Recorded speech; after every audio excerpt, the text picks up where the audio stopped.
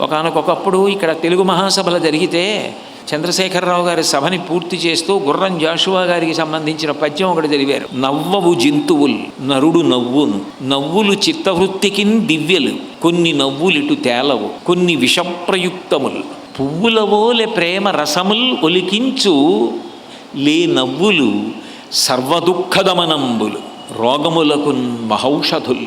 మహానుభావుడు జాషువా గారు ఎంత గొప్పగా చెప్పారో ఆ పద్యం.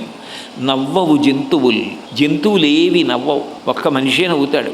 నరుడు నవ్వును, నరుడు నవ్వుతాడు అంటే భగవంతుడిచ్చిన గొప్ప వరం నవ్వడం. నవ్వడం అంత ఆరోగ్యహేతు. నరుడు నవ్వును, నవ్వులు చిత్తవృత్తికి దివ్యలు.